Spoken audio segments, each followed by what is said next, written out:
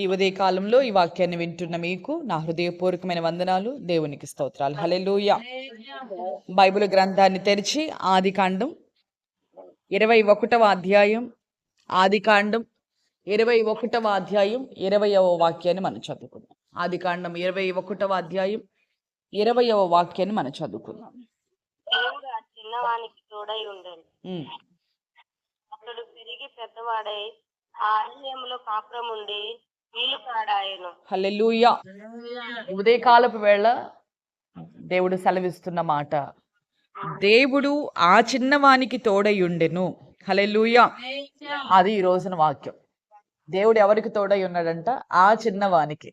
ఏ చిన్నవానికి అనేది తెలుసుకుందాం. మొత్తానికి ఆ చిన్నవానికి దేవుడు తోడై ఉన్నాడు. మరి అతను ఎవరో మనకు తెలుసు. ఆ రోజున తన తల్లి అయిన హాగరు మరి ఒక ఇంటికి ఒక పని మనిషిగా వెళ్ళింది. పని మనిషిగా కాదు, క్షమించండి, బానిసగా అక్కడ నుంచి మొత్తానికి తీసుకొని వెళ్ళారు. అంటే ఒక బానిస పిల్ల. మొత్తానికి ఒక పెద్ద ఆయన అబ్రహాం గారు తీసి వాళ్ళు అక్కడ నుంచి వెళుతూ అబీమెలెకు దగ్గర నుంచి ఐగుప్తులో నుంచి కొంతమంది వాళ్ళు తీసుకెళ్ళినప్పుడు అది వాళ్ళల్లో నుండి వెళ్ళింది. మొత్తానికి ఆ ఇంట్లో పని చేసుకుని ఒక పని పిల్ల. ఆ సమయంలో మరి తన యజమానురాలైన శారాకి పిల్లలు లేరు కనుక హాగర్ని వివాహం చేసి మొత్తానికి, అంటే తన భర్తకి ఇవ్వడం జరిగింది. మొత్తానికి వాళ్ళకి ఒక కుమారుడు కలగడం జరిగింది. అతనే ఇష్మాయేలు. ఇవన్నీ మనకు తెలిసిన విషయాలు. అయితే ఆమెకి ఎప్పుడైతే మరి సంతానం కలిగిందో, ఎందుకంటే వీళ్ళకి వృద్ధ దంపతులకి సంతానం లేదు, మరి వీడికి సంతానం కలిగిన తర్వాత కొంచెం గర్వించినట్లుగా మనం బైబిల్లో చూస్తాం. ఆ సమయంలో గర్వించడంలో కూడా ఎలాంటిదంటే తన యజమానురాలు ఆమె దృష్టికి చాలా నీచంగా కనపడతా ఉందంట. తనని ఆ స్థితికి తీసుకొని వచ్చిన ఆవిడ ఈమె కళ్ళకి నీచంగా కనపడుతుందని బైబిల్లో చూస్తాం. అన్నీ కూడా మనం ఆ సమయంలో ఆ తరువాత దినాల్లో శారమ్మనే దేవుడికి జ్ఞాపకం చేసుకొని ఆ ముసలావిడిని మళ్ళా దేవుడు సంతానం ఇస్తే, ఆమెకి దేవుడు సంతానం ఇచ్చినప్పుడు ఆమె ఏం చేసిద్దంటే ఇక ఈ బాధ భరించలేక, మొత్తానికి స్త్రీలు దేన్నైనా భరిస్తారు కానీ దాన్ని భరించలేరుగా, మొత్తానికి ఆ బాధ భరించలేక ముసలాయనికి చెప్పింది ఏమని, నువ్వు తనని ఇంట్లో నుంచి వెళ్ళగొడు, తనని తన కుమారుణ్ణి మొత్తానికి వెళ్ళగొట్టలేదా నా ఊసురు నీకు కొట్టిద్ది అన్న ముసలోని. దేవుడు కూడా ఏమన్నాడు, నీ భార్య మాట వినమన్నప్పుడు మొత్తానికి హాగర్ని ఇంట్లో నుంచి వెళ్ళగొట్టిన సందర్భం అది. వెళ్ళేటప్పుడు తన భర్త అబ్రహాము తన భర్తే కదా, ఏం చేశాడు, నీళ్ల తిత్తినిచ్చాడు. ఆస్తిని ఇలా ఏమి ఇవ్వాల, వాళ్ళని నమ్ముకొని ఆ ఇంట్లో ఉన్నందుకు చేసిన ఆ ఒక్క అవిధేయతను బట్టి వాళ్ళు కూడా ఏం చేశారంటే ఆస్తిని కానీ కనీసం ఏదైనా ఆహారాన్ని కూడా అక్కడ ఇచ్చినట్లుగా మనం లేదు. ఏమి ఇచ్చాడు, ఒక చిన్న నీళ్ల తిత్తినిచ్చి వాళ్ళిద్దరిని వెళ్ళగొట్టినట్లుగా మనం చూస్తాం. లేచి చాలా కొంచెం ఆహారం, అంటే కొంత ఆహారాన్ని ఇచ్చి నీళ్ల తిత్తినిచ్చాడు. ఎంతవరకు ఆహారం వస్తుంది, అరణ్యంలో పడి నడిచి వెళుతూ ఉంది. ఆ సమయంలో ఆ చిన్న బాలుడిని ఎత్తుకొని ఎంత దూరం నడవగలుగుతుంది, అతను ఎంతవరకు నడవగలుగుతాడు? అలాంటి పరిస్థితుల మధ్యలో అది ఆ చిన్నవాడిని తీసుకుని వెళుతూ ఒక ఆఖరికి తెచ్చుకున్న కొంచెం ఆహారం అయిపోయింది. ఇక నీళ్ల తిత్తి కూడా ఎంతవరకు ఉంటుంది, నీళ్లు దొరకవు కదా ఎడారిలో. అలాంటి అనుభవాల మధ్యలో ఆమె ఏం చేసిందో మనకు తెలుసు. ఇక నా కుమారుని మరణాన్ని నేను చూడలేను అని అప్పటికే అతను సొమ్మసిల్లిపోయాడు. పసిబిడ్డ గనుక, చిన్నవాడు గనుక సొమ్మసిల్లిపోయాడు. ఇక పొదల్లో విసిరివేసిన సందర్భం మనకు తెలుసు. ఆ తర్వాత ఆమె కొంచెం దూరంలోకి వచ్చి ప్రార్థన చేస్తూ ఉంటుంది. ఆ సమయంలో దేవుడు ఆమెను పలకరిస్తాడు, పరామర్శిస్తాడు. చూచుచున్న దేవుడు అని పేరు పెట్టి, ఇవన్నీ మనకు తెలిసిన సందర్భమే. అయినా తెలియని వాళ్ళకి ఇవంత చరిత్ర చెప్పాం. కానీ ఇక్కడ మనకి దేవుడిస్తున్న వాక్యం, ఆ చిన్నవానికి దేవుడు తోడై ఉన్నాడు. హల్లెలూయా, హల్లెలూయా. ఆ పొదల్లో ఉన్న దేవుడు అంటాడు కదా, తన తల్లి దగ్గరికి దిగొచ్చి హాగరు చిన్నవాని మొరను నేను ఆలకించాను అంటాడు. అవునా కదా? ఆ చిన్నవాని మొరను నేను ఆలకించి, అతని భాషలో దేవునికి ఏం తెలుసు, మూలుగుతూ దేవుని సన్నిధిలో అదిగొదిగో ఆ మూలుగుల్ని విన్న దేవుడు దిగి వచ్చి చిన్నవాని మొరను నేను ఆలకించానని వచ్చిన దేవుడు వాళ్ళిద్దరిని పరామర్శించిన తండ్రి. అది ఆ చిన్నవానికి తోడై ఉండి ఏం చేశాడు, అది మనకి ఉదయకాలం కావలసింది. కళ్ళు తెరవబడిని, నీటి ఓటును సృష్టించాడు ఆమె కళ్ళ ఎదుట. తను తాగి తన బిడ్డను బ్రతికించుకుంది. అయితే ఆ తరువాత అదిగో దేవుడు ఆ చిన్నవానికి తోడై ఉండి ఏం చేశాడంటే అక్కడ తోడై ఉండి అతడు పెరిగి పెద్దవాడై ఆ అరణ్యములో కాపురం ఉండి వెలుకాడాయనని. ఆ తర్వాత పారాను అరణ్యములో ఉన్నప్పుడు అతని తల్లి ఐగుప్తు దేశంలో ఒక స్త్రీని తీసుకొని వచ్చి వివాహం చేసిందని మనం వింటాం. అయితే ఈ ఉదయకాలాన మనం తెలుసుకోవాల్సింది, వివాహం చేయడమే కాదు, దేవుడు అంటాడు కదా హాగరుతో, హాగరు నీ గర్భములో నుంచి రాజులు బయలుదేరతారని దేవుడు మాట ఇచ్చాడు.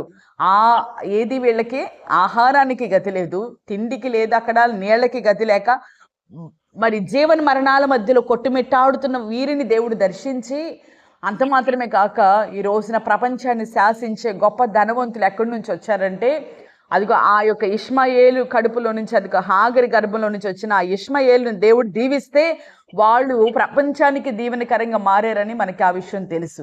అయితే ఈ ఉదయకాలం మనం తెలుసుకోవాల్సిన ఒక చిన్న మాట, దేవుడు ఎవరికి తోడై ఉంటే, దేవుడు తోడై ఉంటే ఏం జరుగుతుంది, దేవుడు ఎవరికి తోడై ఉంటారంటే ఒక చిన్న మాట దానిలోనే ఉంది కదా, చిన్నవానికి దేవుడు తోడై ఉన్నాడు. ఏ చిన్నవానికి?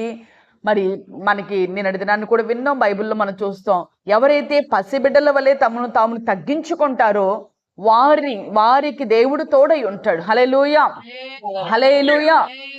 ఆ చిన్నవానికి దేవుడు తోడై ఉన్నందున అంత గొప్పవాడిగా మార్చబడ్డాడు. ఈ ఉదయకాలపు వేళ నీవు పసిబిడ్డ వలె నీ హృదయాన్ని పరిశుద్ధంగా మార్చుకొని, చిన్నపిల్లలు ఏమై ఉంటారు, ఏది చెప్పినా గుడ్డిగా నమ్ముతారు. ఇది ఎలా జరిగిద్దా, అలా జరిగిద్దా, పెద్దోడు కాబట్టి జకర్యా గారు ఏమడిగాడు, ఇది అలా సాధ్యమా, ఎలా సాధ్యమని అడుగుతాం మనం అన్ని కూడా. కానీ అన్ని లాజికల్ తీస్తాం. కానీ చిన్నపిల్లలు అలా కాదు, ఏది చెప్తే దాన్ని పరిపూర్ణంగా నమ్ముతారు. అలాగే దేవుని యొక్క వాక్యాన్ని పరిపూర్ణంగా మనం విశ్వసించాలి. రెండవది, మరి అలాంటి అనుభవంలో నీవు ఉన్నట్లయితే దేవుడు నీకు తోడై ఉంటాడు. రెండవది, చిన్నపిల్లల వంటి మనసు ఒక ఎత్తు అయితే, రెండవది, ఈ రోజున నువ్వు ఏ విషయంలో చిన్నవానిగా నువ్వు ఉన్నావు? ఆర్థికంగా చితికిపోయి నువ్వు చిన్నవానిగా ఉన్నావా? లేకపోతే కులంలో నువ్వు చిన్నవానిగా ఉన్నావా? లేకపోతే ఏ విషయంలో నీ వారి మధ్యలో, సమాజంలో అందరి దృష్టికి నీవు చిన్నగా కనబడుతూ ఉంటే, అన్ని బాగుంటే మనల్ని ఎక్కడో చూస్తారు. ఒకవేళ ఏ స్థితిగతుల మధ్యలో నువ్వు సమాజంలో నీ వారికి నువ్వు చిన్నగా కనబడుతున్నావేమో, ఈ చిన్నవానికి దేవుడు తోడై ఉంటే, ఎవరు ఆ చిన్నవాడు? నీవే. ఆ చిన్నవానికి ఇష్మాయేలుకి దేవుడు తోడై ఉన్నప్పుడు రాజుగా దేవుడు రాజావుడు మాటలండి, వాళ్ళు ఎక్కడో అరణ్యంలో అసలు నిలవనీడలేని వాళ్ళని ప్రపంచాన్ని శాసించేంత ధనవంతులుగా దేవుడు ఎలా చేశారు? ఇప్పుడు వాళ్ళు షేట్లంతా వాళ్లే కదా, మరి ఇలా ఎలా చేయగలిగారు? అలాంటిది ఈ రోజున వారి దేవుడే మన దేవుడు కదా, ఆయనలో ఏమైనా మార్పు ఉందా? లేదు కదా. ఈ రోజున ఏ విషయంలో నువ్వు చిన్నగా ఉన్నావో నువ్వు చేయవలసింది, చిన్నవాణిగా అంటే నీ స్థితి చిన్నగా ఉంది, రెండవది నువ్వు చేయవలసింది ఆ స్థితిలోనూ, లేదా నువ్వు దేవుడు హెచ్చించిన, అందుకే కదా దీనస్థితి అయినా సంపన్న స్థితి అయినా మనం గనక మనలో మార్పు రాకూడదు. శ్రమ వచ్చినప్పుడు తగ్గిపోకూడదు, శ్రమ తొలగిపోగానే హెచ్చిపోకూడదు. ఆ మనసు ఎవరికి ఉండదంటే అది చిన్న బిడ్డల్లో ఉన్నటువంటి ఆ మనసు, పరిపూర్ణంగా నమ్మే మనసు. చిన్నపిల్లలు అంటే కొంచెం ఓదెలిసి వాళ్ళు ఉన్నారు చూసి, వాళ్ళు కూడా కొంచెం ఆ కాసేపు కూసేపు కోపంగా ఉంటారు. పసిబిడ్డలు ఉన్నారు చూడండి, వాళ్ళు ఏం చేస్తారు అసలు, వాళ్ళని కొట్టినా నవ్వుతానే ఉంటారు, గిచ్చినా నవ్వుతానే, వాళ్ళు ఏమన్నా చేయండి, వాళ్ళకేమీ పెట్టుకోరు మనసులో కదా.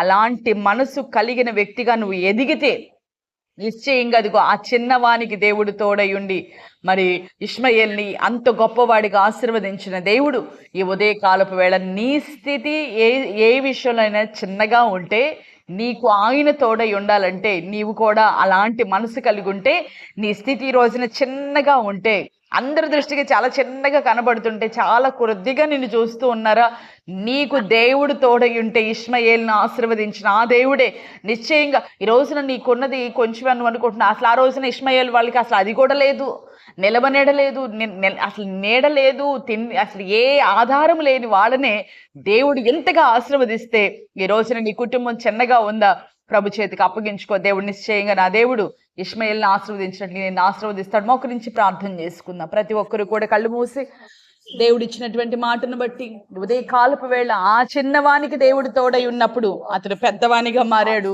వెలికాడయ్యాడు, గొప్పగా ఆశీర్వదించబడ్డాడు. కనుక ఆ దేవుడే మన దేవుడు. కనుక ఉదయకాల సమయమందు పరిశుద్ధుడ ప్రేమ స్వరూపి నిత్య ఆశ్రయ దుర్గమ్మ, ఈ మాటలు విని నీకు లోబడుతున్నటువంటి బిడ్డలందరినీ కూడా మీరు జ్ఞాపకం చేసుకోండి. నీవెంతైనా నమ్మదగిన దేవుడు తండ్రి.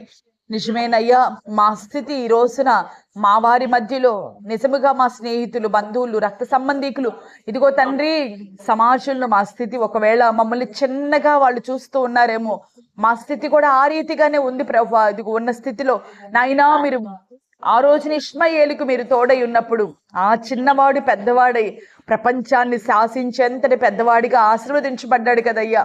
ఈ ఉదయకాలపు వేళ నీ బిడ్డలు ఎవరైతే అయ్యా మా స్థితి చాలా చిన్నవారిగా మేము ఉన్నామని అంటున్నటువంటి బిడ్డలు వాళ్ళ కన్నీటిని జ్ఞాపకం చేసుకో. ఆర్థికంగా చితికిపోయారేమో, ఇదిగో తండ్రి ఆరోగ్యపరంగా చితికిపోయిన అనుభవాల్లో ఉన్నారేమో నాయన. ఇదిగో తండ్రి ఏ స్థితిలో వారు చిన్నగా ఉన్నారో నాకు తెలియదు, కానీ చిన్న పిల్లల వంటి మనసు కలిగి నీ మీద పరిపూర్ణంగా ఆనుకుంటే మీరు తోడయుండి వారి జీవితాలని మార్చగలుగుతారని మీరు మాతో మాట్లాడారు కనుక ప్రతి వారికి అలాంటి మనస్సును కలుగు చేసి ఇదిగో తండ్రి ఎవరు చిన్నగా ఉన్నారో వారికి మీరు తోడయుండి నిశ్చయంగా వాళ్ళు అన్ని విషయాల్లో నాయన హెచ్చించబడి నీ నామాన్ని గొప్ప చేసే విధంగా దీవించమని ఉదయకాలపు దీవెన దయచేయండి అయ్యా. ఈ ఉదయకాలపు వేళ పెళ్లి రోజులు, పుట్టినరోజులు జరుపుకునే బిడ్డలందరినీ కూడా మీరు దీవించి ఆశీర్వదించండి. ఈ ప్రార్థనలు ఏకీభవించిన బిడ్డలందరినీ కూడా దీవించమని వేడుకొనుచు యేసు నామములో అడిగి వేడుకొనుచు ఉన్నాను తండ్రి, ఆమేన్. దేవుడు నిశ్చయంగా ఈ దినమంతా మీకు తోడయుండి ఇది మొదలుకొని నా దేవుడు ఇష్మాయేలుకు తోడై ఉన్నట్లుగా మీకును తోడయుండి మీ స్థితి ఈ రోజున చిన్నగా ఉంటే దేవుడు తోడయుండి అనేకులు ఎదుట దీవెనకరంగా నా దేవుడు మీ జీవితాలని ఆశీర్వదించును గాక. ఆమేన్.